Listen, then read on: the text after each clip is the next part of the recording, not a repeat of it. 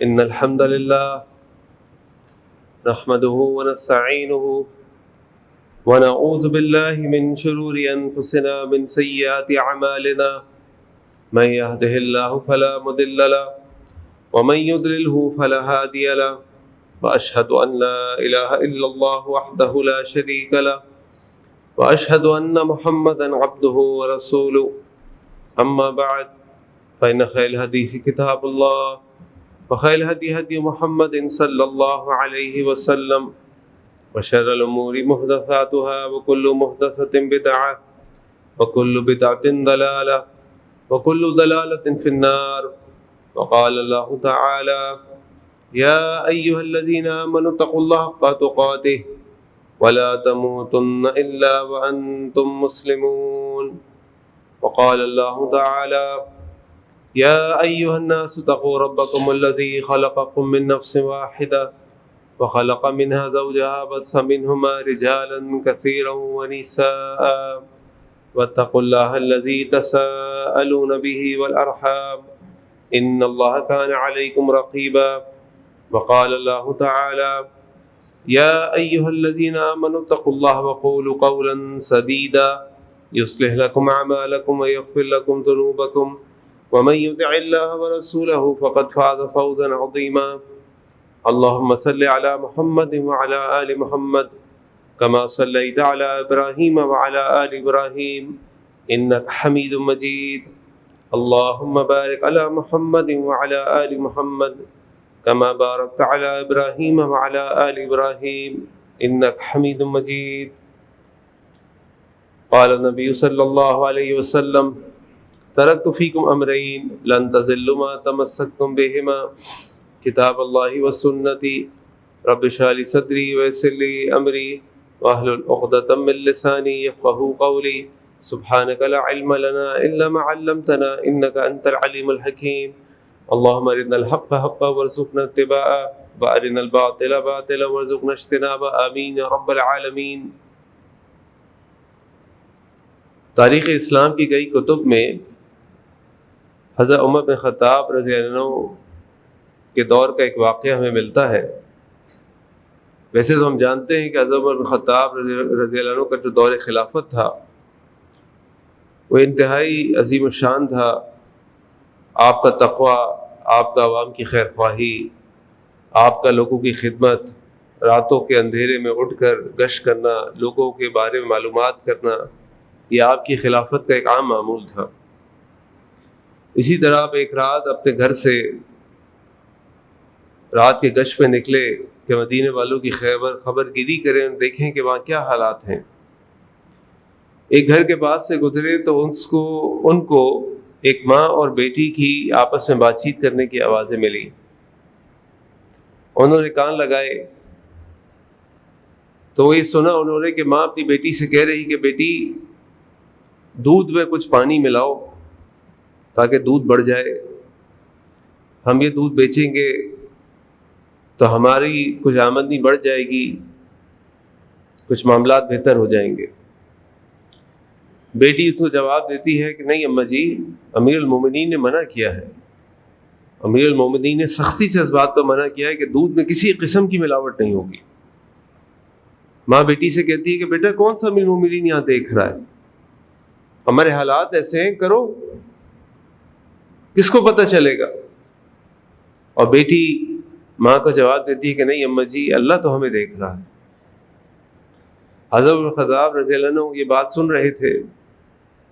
انہوں نے اس گھر پہ نشان لگایا، اپنے گھر واپس گئے، اپنے بیٹوں کو جمع کیا اور اپنے بیٹوں سے کہا کہ ایک بہت ہی متقی لڑکی ہے، میں چاہتا ہوں کہ تم میں سے کوئی اس سے نکاح کر لے. ان کے اور بیٹے نے تو منع کیا، لیکن عاصم جو ان کے ایک بیٹے تھے عاصم، انہوں نے اقرار کیا اور عمر بن خطاب رضی اللہ عنہ نے اپنے بیٹے عاصم کی شادی اس لڑکی سے کر دی. عاصم اور اس لڑکی کے نکاح کے نتیجے میں ان کی ایک بیٹی پیدا ہوئی، جس کی شادی بعد میں جا کر عبدالعزیز نام کے ایک شخص سے ہوئی، اور پھر ان دونوں کے نکاح کے نتیجے میں ان کا ایک بیٹا ہوا جس کا نام تھا حضرت عمر بن عبدالعزیز رحمہ اللہ۔ یہ واقعہ بتانے کا مقصد یہ ہے کہ کچھ عرصے سے میں آپ کے سامنے شادی اور نکاح کے بارے میں کچھ گزارشات رکھ رہا ہوں، تو آج ہم یہاں تک پہنچے ہیں کہ جب لڑکے لڑکی کا انتخاب کیا جائے تو کن چیزوں کو مد نظر رکھنا ضروری ہے۔ دیکھیے حضرت عمر بن خطاب رضی اللہ عنہ نے جب اس لڑکی کا انتخاب کیا تو اس کا تقوی دیکھ کر انتخاب کیا، اور جب شادی کی بنیاد تقوی پر ہو، شادی کی بنیاد اللہ کے خوف پر ہو، شادی کی بنیاد دین پر ہو، پھر اللہ تعالیٰ ان کی نسلوں میں عمر بن عبدالعزیز رحمہ اللہ جیسے لوگ پیدا کرتے ہیں۔ ہمارا دین صرف ہمیں یہ نہیں کہتا کہ نکاح کرو، بلکہ ہمارا دین ہمیں ہر قسم کی گائیڈ لائنز بھی دیتا ہے۔ وہ مشہور واقعہ آپ نے سنا ہے کہ جب سورۃ القصص کا واقعہ، کہ جب موسیٰ علیہ السلام، میں پہلے بھی آپ کے سامنے رکھ چکا ہوں، کہ مدین گئے، وہاں پہ ایک درخت کے نیچے بیٹھے، وہاں پہ دو لڑکیوں کو دیکھا، وہ اپنے جانوروں کو پانی پلانے کے لیے کنویں کے پاس موجود تھیں، بھیڑ کی وجہ سے پانی نہیں پلا رہی تھیں، اپنی شرم و حیا کی وجہ سے۔ موسیٰ علیہ السلام آگے بڑھ کے موسیٰ علیہ السلام نے ان دونوں لڑکیوں کے جانوروں کو پانی پلایا اور واپس آ کے اپنے اس درخت کے نیچے بیٹھ گئے۔ وہ دونوں لڑکیاں اپنے گھر چلی گئیں۔ ان کے والد ابونا شیخ کبیر، انہوں نے موسیٰ علیہ السلام کہا تھا کہ ہمارے والد ایک انتہائی بوڑھے شخص ہیں۔ اپنے والد کو جا کر ان میں سے ایک نے کہا، ابا جی، قالت احداہما، جو اللہ تعالیٰ نے قرآن کریم میں نقل فرمایا، یا ابتی استاجرہ، ابا جی اس شخص کو اجرت پہ رکھ لیں، ان خیر من استاجرت القوی الامین، کیونکہ بہترین شخص جس کو آپ اجرت پر رکھتے ہیں وہ قوی اور امین ہوتا ہے۔ اب شعیب نے ان کو اپنے پاس بلا کر ان کے ساتھ یہ معاہدہ کیا کہ اگر 8 سال یا 10 سال میرے پاس رکو گے تو اپنی ایک بچی کا نکاح میں تمہارے ساتھ کر دوں گا۔ جس سے علماء نے کہا کہ جب کسی لڑکے کو دیکھنا ہو تو اس کو دیکھنے کے لیے 4 خصوصیات کو دیکھنا بڑا ضروری ہے، جن میں سے 2 یہ ہیں، القوی اور الامین۔ قوی کسے کہتے ہیں؟ قوی صرف جسم کا قوی نہیں ہوتا، اور قوی صرف ایمان کا قوی بھی نہیں ہوتا۔ ان دونوں لڑکیوں نے موسیٰ علیہ السلام کی قوت کہاں دیکھی تھی؟ تفاسیر میں آتا ہے کہ ان دونوں نے موسیٰ علیہ السلام کی قوت اس جگہ دیکھی تھی کہ جب وہ کنویں کے پاس سے، اور وہاں کوئی پتھر تھا، وہ پتھر جو 10 آدمی مل کر ہلاتے تھے، موسیٰ علیہ السلام نے خود ہلا دیا۔ اور پھر موسیٰ علیہ السلام نے جس طریقے سے ان کے ساتھ معاملہ کیا، تو جو قوت ہے ہمارے دین میں وہ صرف یہ نہیں ہے کہ آپ ایمان میں قوی ہوں یا جسم میں قوی ہو، بلکہ پوری جو شخصیت ہے آپ کی قوت پر مبنی ہو۔ ہاں، ایمان ان میں سب سے بھاری ہے۔ اگر آپ کے پاس انتخاب کے لیے یہی موجود ہے، باقی چیزوں میں کمزور ہے لیکن ایمان میں قوی ہے، تو پھر یہ سب سے اچھا ہے۔ ورنہ انسان ہر چیز میں دیکھے، یعنی کہنے کا مقصد یہ کہ ہم اس بات کو سمجھیں کہ دین جو اللہ کے نبی صلی اللہ علیہ وسلم کی حدیث آپ نے فرمایا کہ وہ مومن، المومن القوی احب الی اللہ من المؤمن الضعیف، جو قوی مومن ہے وہ اللہ کے ہاں زیادہ محبوب ہے ضعیف مومن سے، کمزور مومن سے۔ اور ابن تیمیہ رحمہ اللہ کے بارے میں آتے فرماتے تھے، قوی سے مراد صرف ایمان کی قوت نہیں ہے، دماغ کی قوت ہے، جسم کی قوت ہے، ہر قسم کی قوت اس سے مراد ہے۔ تو ایک چیز جب اپنی بچی کے لیے کوئی رشتہ ہے تو دیکھیں یہ شخص سمجھدار ہے، عقل مند ہے، جو کام کرتا ہے سمجھداری سے کرتا ہے، اتنا مضبوط ہے کہ مشکلات کو سہ سکتا ہے، صبر کا پیمانہ اس کے اندر ہے۔ اور دوسری چیز الامین، وہ امانت دار ہو۔ امانت کا بھی مفہوم صرف یہ نہیں ہے کہ جو مال کی امانت ہم رکھتے ہیں، امانت کا مفہوم یہ ہے کہ ہر قسم کی امانت۔ ان دونوں لڑکیوں نے، دونوں بہنوں نے موسیٰ علیہ السلام کی جو امانت دیکھی تھی وہ کیا تھی کہ جب موسیٰ علیہ السلام اس درخت کے نیچے بیٹھے ان کو دیکھ رہے تھے اور اٹھ کر آئے تو آ کے صرف اتنا سوال کیا، ما خطبکما، تم دونوں کا کیا مسئلہ ہے؟ ان دونوں لڑکیوں نے جواب دیا کہ ہمارا یہ مسئلہ ہے، پانی پلانا چاہتی ہیں، ہمارے والد ضعیف ہیں، گھر پر ہیں، آ نہیں سکتے، ہمیں مجبوراً نکلنا پڑا۔ انہوں نے ان کے جانوروں کو پانی پلایا، خاموشی سے واپس آئے، جانور تھمائے اور جا کے چپ چاپ بیٹھ گئے، کوئی دوسری بات نہیں کی، کوئی فالتو بات نہیں کی۔ یہ لڑکیوں نے، ان دونوں بہنوں نے موسیٰ علیہ السلام کی امانت دیکھی تھی، نظروں کی امانت، نگاہوں کی امانت، بات چیت کی امانت، گفتار کی امانت، یہ امانت ہے۔ اور یاد رکھیں مجھے نہیں پتا یہاں پر خواتین ہیں کہ نہیں ہے، یہ پیغام کہاں تک جائے گا کہ جو شخص آپ سے شادی کرنا چاہتا ہے، یہ میں اپنی بہنوں اور بیٹیوں سے کہہ رہا ہوں، جو شخص آپ سے شادی کرنا چاہتا ہے اور اگر وہ امین ہو تو وہ آپ کے گھر کا مرکزی دروازہ کھٹکھٹائے گا، آپ کے گھر کے پیچھے سے آپ کو اپروچ نہیں کرے گا، اگر وہ امین ہے اور وہ اللہ سے ڈرنے والا ہے۔ وہ آپ کے گھر کا سامنے والا دروازہ کھٹکھٹائے گا، آپ کے گھر پہ آپ کے ولی سے، آپ کے بڑوں سے اجازت لے گا، اس کے بعد آپ تک پہنچے گا، اور جو پچھلے راستوں سے آپ کے پاس آنے کی کوشش کرے گا وہ امین نہیں ہے۔ اچھا، اس کا مطلب یہ نہیں ہے، جیسے میں آپ کے سامنے پہلے بھی اسلام میں محبت کے بارے میں بات کر چکا ہوں، کہ ہم یہ جو دل ہے ہمارے، یہ اللہ کے ہاتھوں میں ہے، یہ ہمارے ہاتھوں میں نہیں ہے، اور اگر کسی کو کوئی پسند آ جاتا ہے، محبت ہو جاتی ہے، تو یہ پھر انسان کا اختیار نکل جاتا ہے۔ اب اگر آپ کی بچی اگر آپ کو آ کر کہتی ہے کہ مجھے فلاں شخص سے شادی کرنی ہے، یا فلاں شخص آپ سے آ کے کہتا ہے کہ مجھے آپ کی بچی سے شادی کرنی ہے، تو اللہ کے واسطے اگر وہ شخص اچھا ہے تو خدا کے واسطے اس کی شادی کر دیں، جو ہونا تھا وہ ہو گیا۔ لیکن اگر وہ عزت کے ساتھ، وقار کے ساتھ ایک صحیح راستے سے آپ کے پاس آ رہے ہیں تو اس راستے کو کھلا رہنے دیجئے اور اس کو اپریشیٹ کیجئے اور اس کو قبول کیجئے، وہ ہو گیا۔ یہ جب سوچنا تھا جب آپ نے اپنی بچی کو ایسے یا بچے کو ایسے اسکول اور مدرسے بھیجا تھا جہاں پہ بیوہ راہ اور روی عام تھی، یہ جب سوچنا تھا جب آپ کے گھر میں پردے اور حیا کا تصور ثقافتی تھا، دینی نہیں تھا، کیونکہ آج ہم کلچرل اسلام پہ زیادہ عمل کرتے ہیں، اصل اسلام پہ کم عمل کرتے ہیں۔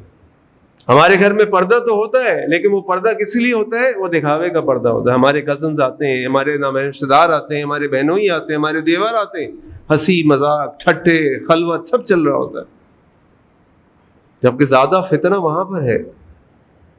اگر کوئی عورت باہر جاتی ہے گاڑی میں بے پردہ، وہ گاڑی گزر گئی، کسی نے اس کو دیکھا، اس نے کسی کو دیکھا، بات ختم۔ لیکن جو شخص گھر کے اندر موجود ہے، اس کا دیور ہے، اس کا بہنوئی ہے، اس کا کزن ہے، وہ تو روز کا ملنا ہے نا، بار بار کا ملنا ہے، یہ زیادہ بڑا فتنہ ہے۔ اور اسی لیے اللہ کے نبی صلی اللہ علیہ وسلم کی حدیث آپ نے فرمایا، شوہر کے جو رشتہ دار ہیں وہ تو فتنہ ہے، بہت بڑا فتنہ ہے۔ تو بہرحال کلچرل اسلام اور اصل اسلام کے بارے میں کہیں اور بات کریں گے، لیکن کہنے کا مقصد یہ ہے کہ جو امین ہوگا وہ ہمیشہ اس راستے سے آئے گا جو راستہ شریعت نے اس کو دیا ہوگا، جو راستہ آپ کے معاشرے میں رائج ہوگا، ایک شرافت کا راستہ۔ اس کے بعد اللہ کے نبی صلی اللہ علیہ وسلم کی حدیث آپ نے فرمایا، اذا خطب علیکم من ترضون دینہ وخلقہ، اگر تمہارے پاس کوئی شخص رشتہ بھیجے تمہاری بچی کے لیے، من ترضونہ دینہ، ترضون من دینہ وخلقہ، جس کے دین اور خلق سے تم راضی ہو، فزوجوہ، تو اس کا نکاح کر دو اس سے۔ وَإِلَّا تَفْعَلُوا، اور اگر تم ایسا نہیں کرتے، تَكُنْ فِي الْأَرْضِ فَسَادٌ عَرِيضٌ، تَكُنْ فِتْنَةٌ فِي الْأَرْضِ وَفَسَادٌ عَرِيضٌ، تو زمین میں فتنہ ہو جائے گا اور یہ فساد پھیل جائے گا۔ اللہ کے نبی صلی اللہ علیہ وسلم بھی دو نشانیاں بتا رہے ہیں، خصوصیات، اس کا دین اور اس کا اخلاق۔ آج ہمارے رشتے آتے ہیں تو دین سب سے پیچھے ہوتا ہے، اس کا مال، اس کا خاندان، اس کا گھر، اس کا نام، یہ سب سے آگے ہوتا ہے۔ سب ختم ہو سکتا ہے، سب بدل سکتا ہے، ویسے تو دین بھی بدل سکتا ہے، کمزور پڑ سکتا ہے، لیکن دین ایک ایسی چیز ہے جو پھر بھی سب سے، ان تمام چیزوں میں سب سے مضبوط ہے۔ اللہ کے نبی فرما رہے ہیں کہ تم اس کے دین سے تم راضی ہو۔ اچھا، دین سے راضی کیسے ہوں گے؟ بھائی آپ کے یہاں جس کا رشتہ ہے اس سے پوچھے، بھائی نماز پڑھتے ہو، 5 وقت کی پڑھتے ہو، کہاں پڑھتے ہو، تمہارا عقیدہ کیا ہے، بیٹا کن علماء میں اٹھتے بیٹھتے ہو، قرآن پڑھا، ترجمہ پڑھا، تراویح پڑھی، کوئی کورس کیا، کوئی شوق ہے، کسی جگہ اپنا ٹائم دیتے ہو، معلوم کریں اس سے۔ آپ اپنے دل کا ٹکڑا دے رہے ہیں اس کو، پہ ساری زندگی روتے ہیں۔ ایسے واقعات اللہ کی قسم میرے پاس آتے ہیں کہ آنسو نکل جاتے ہیں، کیا حال کیا ہوئے لوگوں نے اپنے گھروں کا۔ میں نے تو اب وہ سوالات لینے چھوڑ دیے، لوگوں سے بات کرنی چھوڑ دی، کہ میری رات کی نیندیں اڑ جاتی ہیں جب میں گھروں کے حالات سنتا ہوں اور معلوم پتہ چلتے ہیں مجھے کیا حشر ہے گھروں کے اندر۔ شوہر زنا کرتا ہے، شوہر شراب پیتا ہے، شوہر جوا کھیلتا ہے، بیویوں کو گالیاں دیتا ہے، مارتا ہے، اور وہ بیچاری اس مجبوری میں پھنسی ہوئی ہے کہ میں کہاں جاؤں گی، اس معاشرے میں کون مجھے قبول کرے گا. یہ پہلے دیکھنا تھا. ٹھیک ہے بعض اوقات ہم دیکھتے ہیں غلطی ہو جاتی ہے، اللہ نے ہمارے نصیب میں آزمائش لکھی ہے، آزمائش آئے گی، لیکن ہم نے کیا وہ محنت کی جو اللہ کے نبی صلی اللہ علیہ وسلم اللہ تعالیٰ نے قرآن میں ہمیں طریقہ بتایا؟ من ترضون دینہ، اس کے دین کو دیکھو. جہاں وہ نمازیں پڑھتے ہیں وہاں جا کے نماز پڑھ کے دیکھو، فجر میں آتا ہے نہیں آتا. پوچھو اس سے، سوال کرو. کس بات کی حیا آتی ہے پوچھتے ہو کہ میں نماز تم پڑھتے ہو کہ نہیں پڑھتے؟ پوچھو اس سے. کل تمہارے بچوں کو، تمہارے نواسوں کو، تمہارے پوتوں کو کیا بنائے گا وہ. اور پھر وخلقہ، اور اس کا اخلاق چیک کرو. اخلاق بنیاد ہے، یہ اخلاق انسان کو جنت میں لے جائے گا. اللہ کے نبی صلی اللہ علیہ وسلم کی حدیث آپ نے فرمایا قیامت والے دن اللہ تعالیٰ کے میزان میں اخلاق سے بھاری کوئی چیز نہیں ہوگی، حسن اخلاق سے بھاری. اللہ کے نبی صلی اللہ علیہ وسلم فرمایا ان من اقربکم واحبکم، تم میں قیامت والے دن سب سے قریب اور سب سے محبوب میرے وہ شخص ہوگا مجلس یوم القیامت احسنکم اخلاقا، جس کے اخلاق اچھے ہوں گے. اخلاق چیک کریں، معاملات چیک کریں، لوگوں سے پوچھیں ان کے کاروباری معاملات کیا ہیں، ان کے رشتہ داروں میں معاملات کیا ہیں، ان کے پڑوس میں معاملات کیا ہیں، ان کے دوست کون ہیں، گالم گلوچ تو نہیں دیتے. معلوم کریں. خالی مال دیکھ کر، گھر دیکھ کر بچیاں نہ دیں اپنی. ہماری بچیاں ہمارے دلوں کے ٹکڑے ہیں، یہ ہمارے اوپر بوجھ نہیں ہے، ورنہ یہ بوجھ ایسا بوجھ بن جائے گا کہ اتارے نہیں اترا جائے گا. کیونکہ جب کسی کو دے دیں گے اور وہ روز اس کو تنگ کرے گا، مارے گا، باپ سے پیسے لاؤ، گالیاں دے گا، آپ کے بچوں کو گالیاں دے گا، پھر کیا کریں گے؟ اس وقت سے ڈریں. اور دین ہمیں پوری رہنمائی فراہم کرتا ہے. اچھا اس کا مطلب یہ نہیں ہے کہ آپ اپنا عرف نہ دیکھیں، آپ اس کا میل ملاپ نہ دیکھیں. آپ کی بچی پڑھی لکھی ہے، پڑھا لکھا رشتہ ڈھونڈیے. آپ کسی برادری میں ہے تو اپنی برادری میں دیکھیے، اس میں کوئی حرج نہیں ہے، اس میں کوئی حرج نہیں، شریعت منع نہیں کرتی. لیکن آپ برادری میں دیکھ رہے ہیں رشتہ نہیں آ رہا ہے، موضوع نہیں مل رہا ہے، باہر سے رشتہ آ رہا ہے، تو اللہ کے واسطے دے دیں. اس کا حق ہے، آپ کی بچی کا بھی حق ہے، اس لڑکے کا بھی حق ہے. صرف اس لیے کہ ہم تو جناب فلاں برادری کے باہر نہیں دیں گے، ہماری عزت خاک میں مل جائے گی. ایسا نہ کریں، ایسا نہ کریں. ظلم ہے یہ، ظلم. اور اللہ کے نبی صلی اللہ علیہ وسلم فرما رہے اگر تم اللہ تفعلوا، تم ایسا کرو گے تکن فتنۃ فی الارض، زمین میں فتنہ پھیل جائے گا، فساد عریض، فساد پھیل جائے گا. ایسا نہ کریں. اسی طرح جب خاتون کا انتخاب کرنا ہو تو اللہ کے نبی صلی اللہ علیہ وسلم نے ہمیں پھر اس کے بارے میں 4 خصوصیات بتائیں. آپ نے فرمایا تنکح المرأة لأربع، عورت سے 4 چیزوں کی بنیاد پہ شادی کی جاتی ہے، 4 چیزوں کی وجہ سے شادی کی جاتی ہے. 4 چیزیں کیا ہیں؟ لجمالها، اس کی خوبصورتی کی وجہ سے، لمالها، اس کے مال کی وجہ سے، ولحسبها، اس کے خاندان کی وجہ سے، ولدینها، اور اس کے دین کی وجہ سے. فاظفر بذات الدین، تو تم دین کو ترجیح دو. لیکن آپ دیکھیے اللہ رب العزت کی رحمت دیکھیے، اس کی حکمت دیکھیے، شریعت کی حکمت دیکھیے. شریعت آپ سے یہ نہیں کہہ رہی صرف دین کی بنیاد پہ شادی ہو، شریعت آپ کو کہہ رہی ہاں بھائی تم خوبصورتی بھی چیک کرو، تم دیکھو خوبصورتی، کیونکہ انسان خوبصورتی کو پسند کرتا ہے. تم خاندان بھی دیکھو، تم اس کا مال بھی دیکھو، کوئی حرج نہیں ہے اس میں. اگر تم کسی ایسے مالدار گھرانے سے ہو تو مالدار گھرانوں میں دیکھ لو، کوئی بات نہیں، خوبصورت بھی دیکھو. لیکن یہ نہ ہو کہ تم ہو لنگور اور ڈھونڈو حور. یہ بڑے رشتے آتے ہیں، کالے چوٹے ہوں گے لیکن لڑکی چاہیے گوری کہ خون کی لہریں، خون کی جو وہ ہے نا وہ نظر آئے اس کے جسم کے اندر سے اس کو. بھائی کیسے ہو سکتا؟ خود تو دیکھو اپنے آپ کو. تم ہو لنگور، تمہیں مل جائے حور، کیسے ہوگا یہ ظلم ہے. ہر ماں اپنے بچے کو شہزادہ سلیم سمجھتی ہے.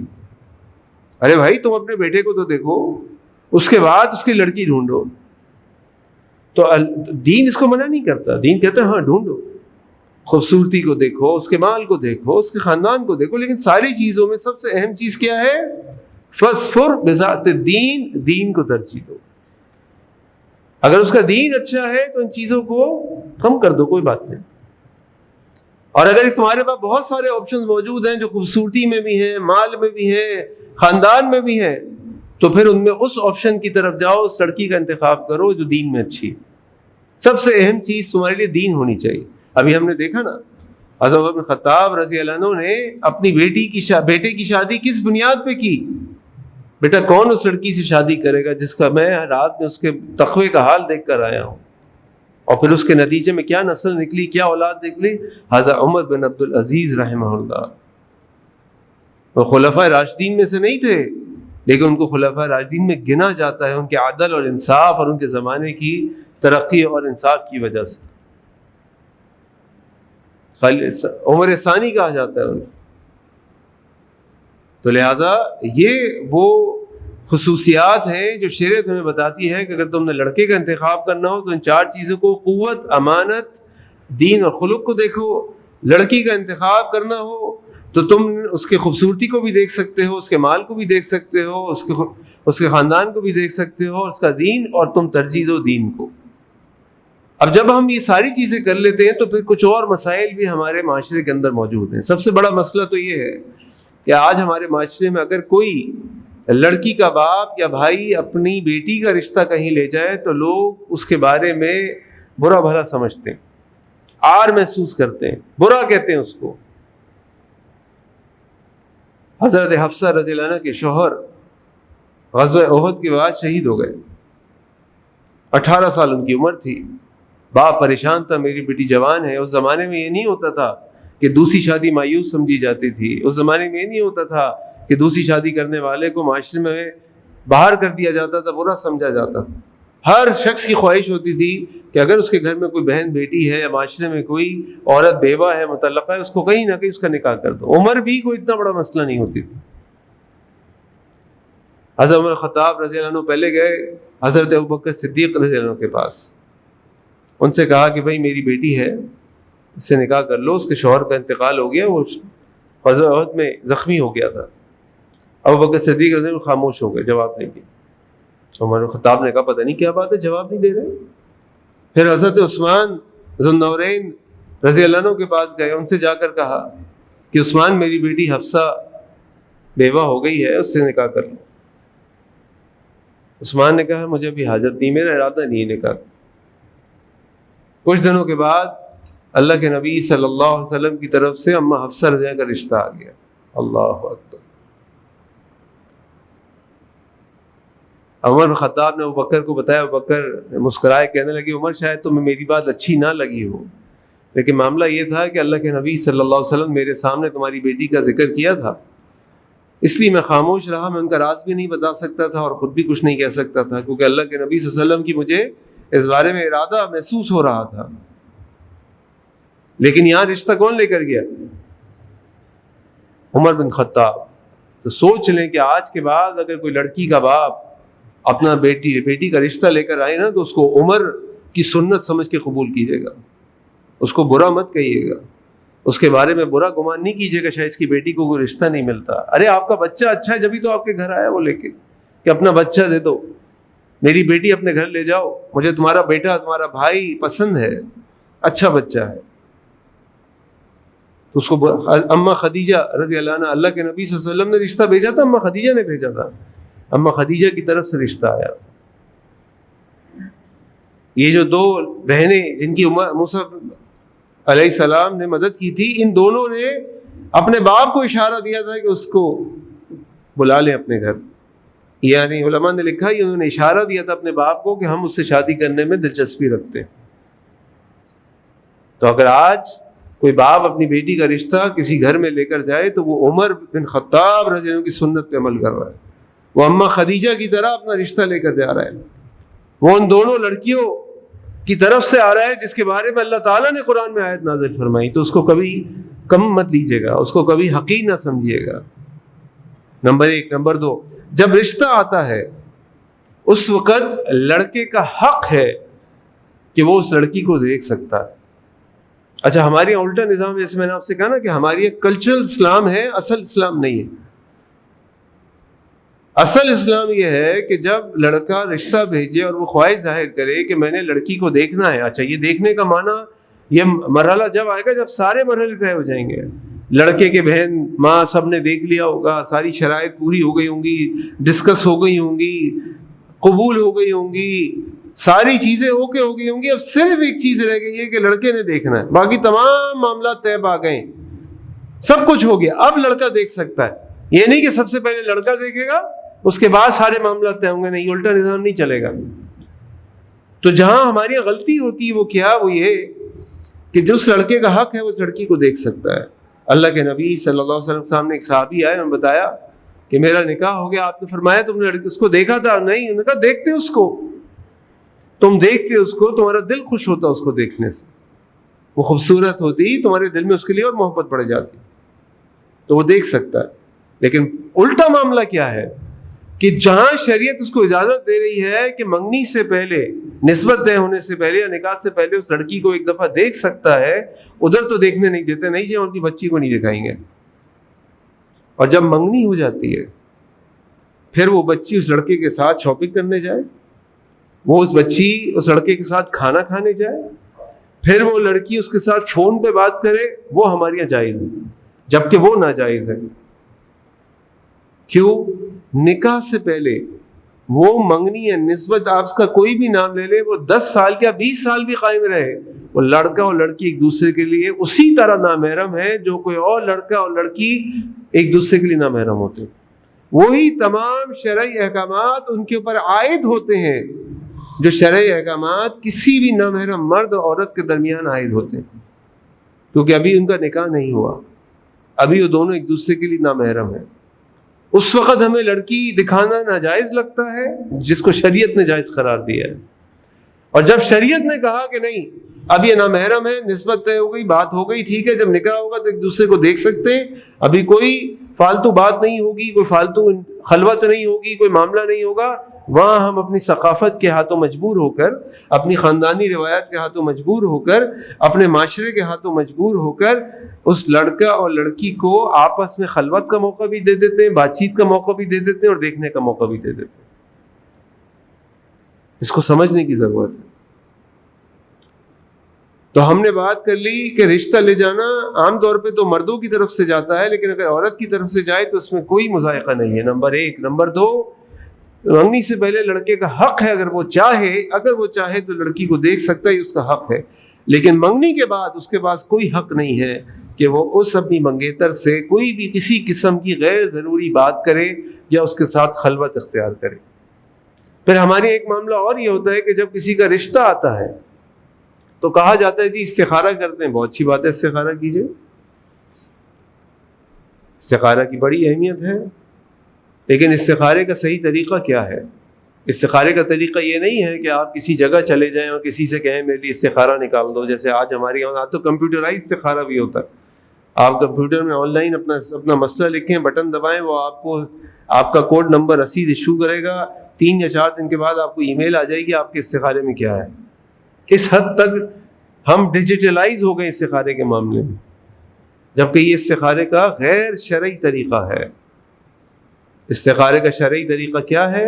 استخارے کا شرعی طریقہ یہ ہے کہ اللہ کے نبی صلی اللہ علیہ وسلم کے صحابہ فرماتے ہیں,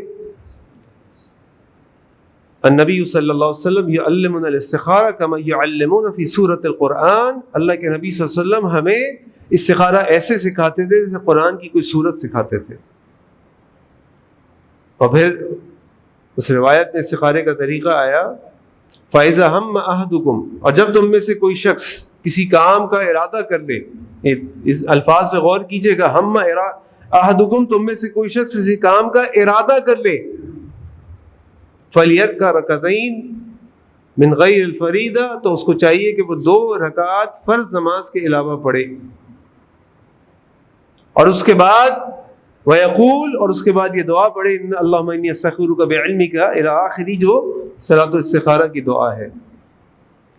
یعنی جو ہمارے یہاں ایک تو استخارہ غلط کیا جاتا ہے, پھر استخارے کو غلط استعمال کیا جاتا ہے. استخارہ غلط کیسے کیا جاتا ہے؟ وہ ایسے غلط کیا جاتا ہے کہ جی فلاں سے کرا لو, فلاں سے کرا لو, فلاں سے کرا لو. سب سے پہلے استخارہ کرتے ہیں, پھر خواب میں اس کا انتظار کرتے ہیں, یہ آئے گا, وہ آئے گا, گردن یہاں جائے گی, وہاں جائے گی, آگ پانی کا کھیل چلتا رہتا ہے, اور اس طرح استخارہ ہو جاتا ہے. اور اس کے بعد فیصلہ ہوتا ہے. نہیں, اس طریقہ شرعیت کا یہ ہے کہ پہلے تم فیصلہ کر لو تم نے کیا کرنا ہے. اس فیصلے کے لیے تم کو سوچنا سمجھنا ہے کہ بھائی یہ رشتہ ہمارے لیے موزوں ہے کہ نہیں, نمبر 1. نمبر 2, تم نے لوگوں سے مشورہ کر لیا, یہ لوگ کیسے ہیں, ان کا گھر کیسا ہے, ان کے معاملات کیسے ہیں, یہ کیسا ہے, وہ جو مشورے آپ نے کرنے کر لیں. جب آپ کا دل ارادہ ہو گیا کہ آپ نے ہاں کرنی ہے یا نہ کرنی ہے، کوئی بھی ارادہ ہو. فَإِذَا هَمَّ أَحَدُكُمْ، جب تم میں سے کوئی شخص ارادہ کر لے، اس کے بعد 2 رکعت پڑھے جو فرض نماز کے علاوہ ہو. اس 2 رکعت پڑھنے کے بعد سلام پھیرے اور پھر اللہ کے آگے ہاتھ اٹھا کے دعا پڑھے. اللہم انی استخیرک کا جو دعا ہے پوری، بڑی عظیم دعا ہے. اور اس دعا کو پڑھنے کے بعد جو فیصلہ کرنا ہے یعنی کر چکے، اب آپ ادھر فون کریں بولے جی ہمیں قبول ہے یا ہمیں قبول نہیں ہے، مجھے کام کرنا ہے مجھے کام نہیں کرنا، وہ کام کر جائیں. ابھی سوچنا نہیں ہے، سوچنے کا وقت گزر گیا. سوچنے کے بعد استخارہ کرنا ہے، سوچنے سے پہلے نہیں، سوچنے کے بعد استخارہ کرنا. اور یہ استخارے کا صحیح تھا. ہم کیا کرتے ہیں اگر ہمیں کسی کو نہ کرنی ہوتی ہے تو ہم کہتے ہیں جی استخارے میں نہیں آیا. ارے بھائی استخارے میں کچھ نہیں آتا، استخارے میں کچھ نہیں آتا. جس کو ڈراؤنے خواب آئیں یا آگ نظر آئے تو رات کو اس کا مطلب ہے اس کے پیٹ میں گڑبڑ تھی، گیس بہت تھی، اس کو خوفناک خواب آ رہے ہیں. استخارے کا خواب سے کوئی تعلق نہیں ہے. کوئی شریعت کی کتاب آپ اٹھا لیں، استخارے کا نہ نیند سے تعلق ہے نہ خواب سے تعلق ہے. استخارے کا تعلق 2 رکعت نفل اور اس دعا سے ہے، اور اس کے بعد وہ کام کر دیں. کہنے کا مقصد یہ ہے کہ استخارہ کرے بھی صحیح طریقے سے اور استخارے کو غلط استعمال نہ کریں. استخارے کا مطلب ہے اللہ تعالیٰ سے مشورہ کرنا. اور اب آپ لوگوں سے یہ کہیں جی استخارے میں نہیں آتا، جبکہ آپ کو پہلے ہی پتا تھا آپ نے نہ کرنی ہے. یہ جھوٹ ہے، یہ گناہ ہے. اس اللہ تعالیٰ کی اس طریقے کو، دین کے اس طریقے کو مذاق نہ بنائیں، اس کے کھیلے نہیں، اس کو استعمال نہ کریں اپنے ذاتی مفاد کے لیے. آپ بتا دیں جی ہم نہیں کر رہے، ہمیں نہیں سمجھ آیا، ہمیں موضوع نہیں لگ رہا، ہمارے بڑوں نے منع کر دیا، مشورہ کیا رشتہ داروں نے منع کر دیا، ہمیں نہیں سمجھ آیا، یہ مشورہ ہوا خاندان میں، ابھی ہمارا ارادہ نہیں، ختم بات. وہ پوچھے کیوں کہ ہماری مرضی نہیں. لیکن جھوٹ بولیں، استخارے کا لفظ استعمال کریں، اس سے ہمیں بچنا چاہیے. تو اللہ تعالیٰ سے دعا ہے کہ اللہ تعالیٰ ہمیں اپنے بچوں کی نکاح کے لیے ان کی شادی کا صحیح انتخاب کرنے کی توفیق عطا فرمائے، قرآن و سنت کی روشنی میں اپنے فیصلے کرنے کی توفیق عطا فرمائے. آخر دعوانا ان الحمد للہ رب العالمین.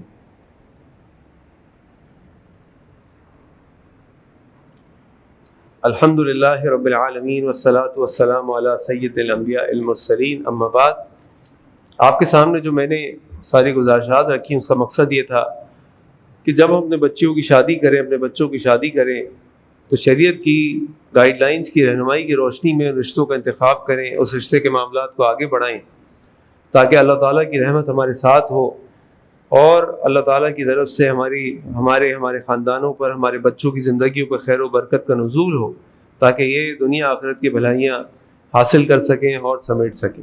یہ چیزیں بڑی ضروری ہیں، ان کی آگاہی اگر ہمیں نہ ہو تو بہت مشکل ہو جاتی ہے.